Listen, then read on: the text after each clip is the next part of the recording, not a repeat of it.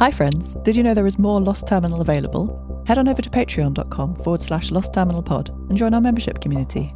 There are 9 bonus episodes available right now, as well as behind-the-scenes updates, free shirts, Discord benefits, and even an extra Lost Terminal podcast. We are 100% funded by our members and will never run ads. That would be lovely of you.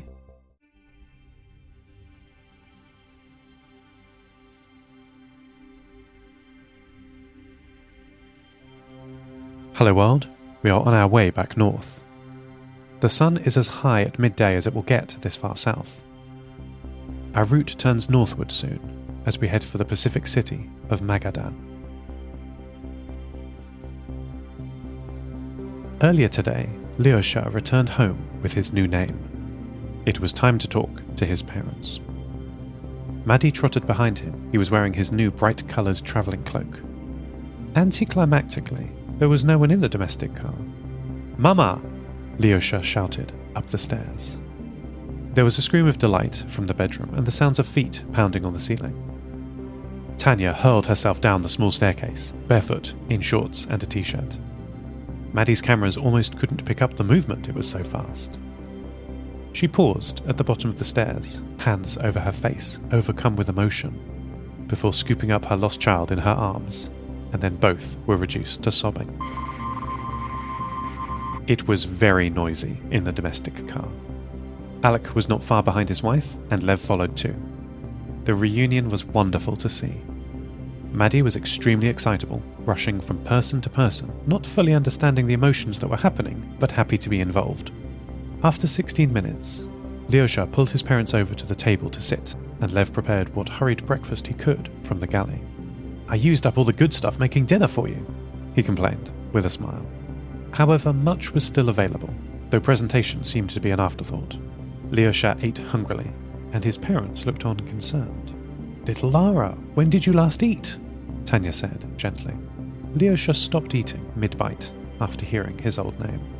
He carefully put down his spoon, finished chewing, and took a slow drink of water. "Mama, Papa, I must tell you some things I have realised about myself." Tanya and Alec waited for their child to continue. Leosha stood up and gently pushed Maddie back towards the workshop door. "Come back later, okay?" he said. I saw Maddie return to my workshop carriage reluctantly. I connected to the small camera in the domestic car and found Leosha's face up close to it. "Do you remember I used to play with the boys in Moscow?" he began saying over his shoulder as he tinkered with the camera.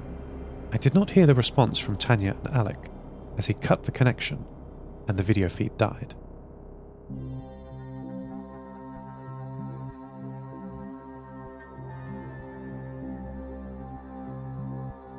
Maddie sent a simple request to me, a single question mark character, asking me to explain what just happened.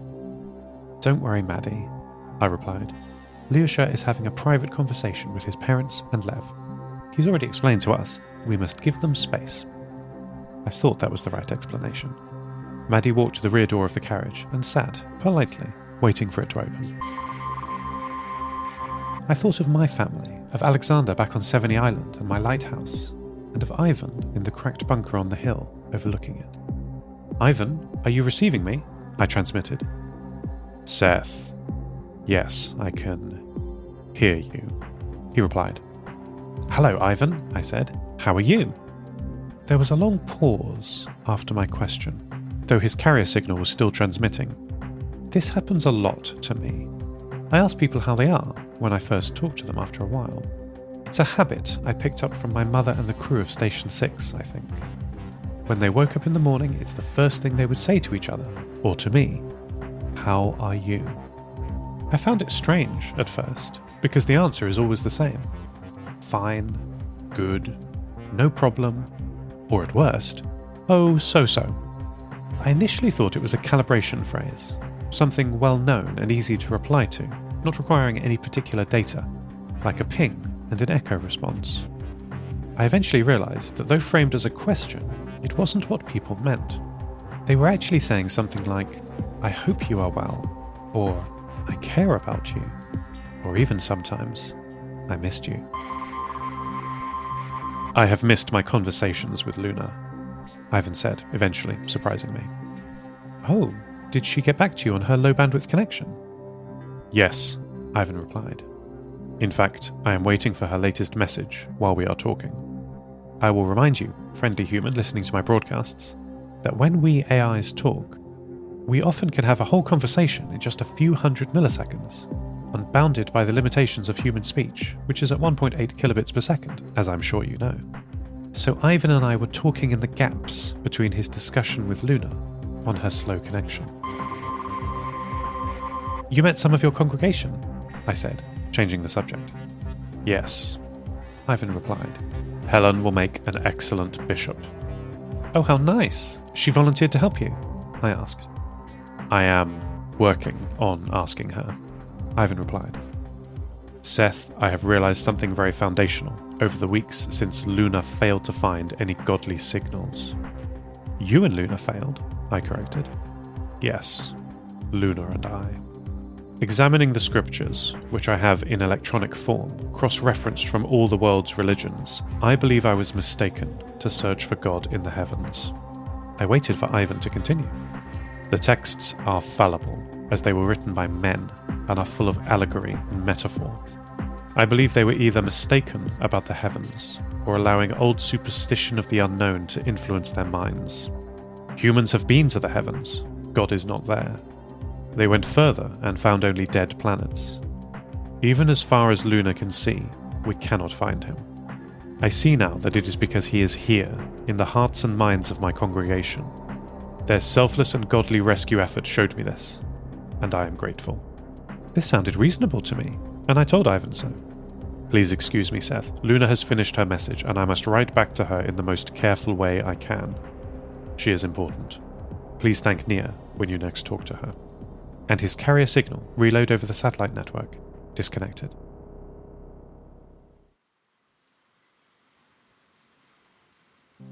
The Provoni is back in motion again. The careful process of refilling the water boiler from a local village well is done. The engine recycles its water efficiently, but it is not a closed system. After Leosha's meeting with their family, he came back into the workshop carriage and sat back down next to Maddie, who put her head on his lap. She's not putting any weight on Leosha, that would be dangerous, but the gesture is nice. Alec is back at the engine, and Tanya is sitting on the top of the workshop carriage, looking forward and singing to her husband. She's very loud. We can hear her clearly from in here. It's a song about a sailor returning to port and the goods and services he is going to buy when he gets his pay. It's very rude. Lev is making soup in the galley. I can see through the door from my camera in the domestic car number 2. Leosha reactivated it after his chat with his parents, which he filled us in on afterwards. Leosha is sitting on the long, thin sofa and whispering to Maddie. They don't care, he said simply. Well, they do, but it doesn't change their opinion of me. I feel so stupid for running away. Mama and Papa said they would love me even if I were a potato. He laughed. They said the only thing that matters is they love me. Leosha is helping Lev in the galley now. I think he is helping him. There is a disagreement over how much salt to use in a dish. They're working it out, loudly, as siblings do. The world outside the window is passing by very quickly. We are making good time. Maddie estimates 40 kilometers per hour. There's so much in the world. I don't know how I will see it all. Maybe I don't need to. Not yet, anyway. I thought I would want to see everything, talk to everyone. But there's a world inside the people I've already met. And even little Maddie has so much to teach me, it would seem. The world's not all out here, I've realised. Much of it is a lot closer to home.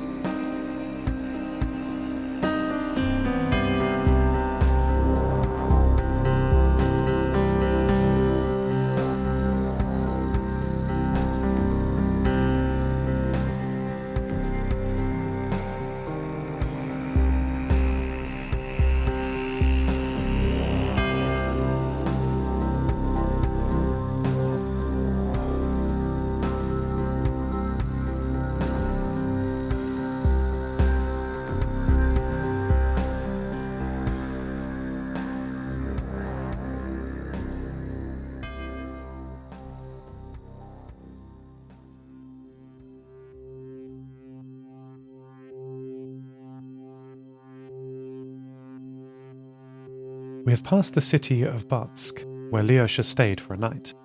We saw the friendly fires of the village on the horizon. As Leosha told us, the village is on top of the old reservoir dam. My records show it used to be one of the largest in the world before the collapse. It's all desert now, of course. From here, our track turns north, I understand, as we make our way to the Sea of Okhotsk and the Pacific. Much of what I thought was important isn't, and much of what I discounted is valuable.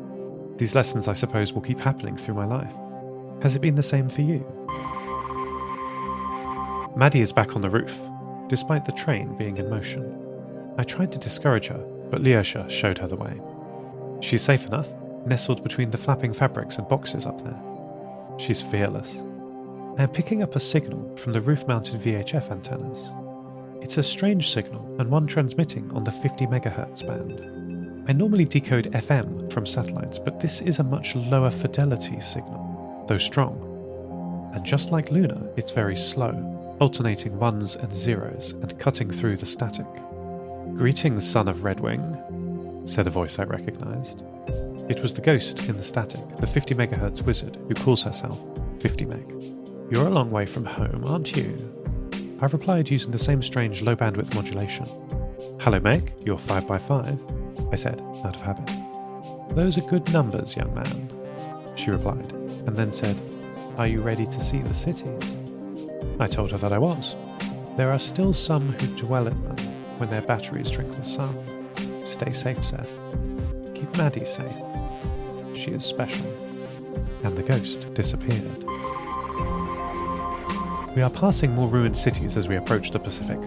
The broken telegraph poles running next to the tracks are more sturdy. Where earlier they were made of broken wood, now they are banded metal pylons. And there are signals all over the electromagnetic spectrum. We are returning to civilization. End transmission. Hello world. I don't have much to say. My name is Alec. With my wife and family, I keep the Provorny running. Well, perhaps it's more correct to say that Tanya keeps the Provorny running, and we're along for the ride. My job is to keep the engine running, and I run a tight train. I have no time for parts that don't work hard, or are unreliable. We travel for weeks without seeing a city. Spare parts are non-existent. There's never enough screws. I admit, I was unsure if bringing Seth on board was the best for him, or us. He doesn't have another stomach to feed, but he lives in another machine to fix. I should have trusted Alexander's work. The man is an artist with a soldering iron. Hi friends, Tris here, aka Namtao, aka the little AI riding the train.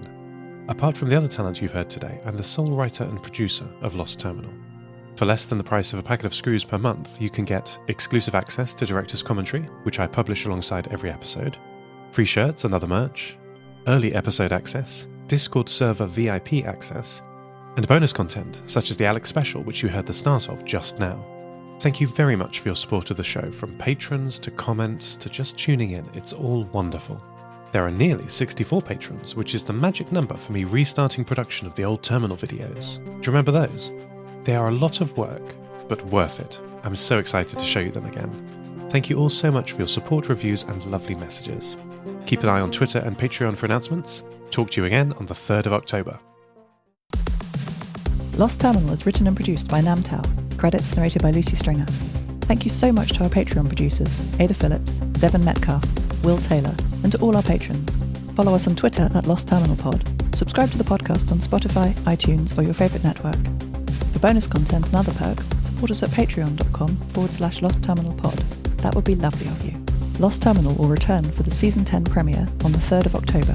See you then!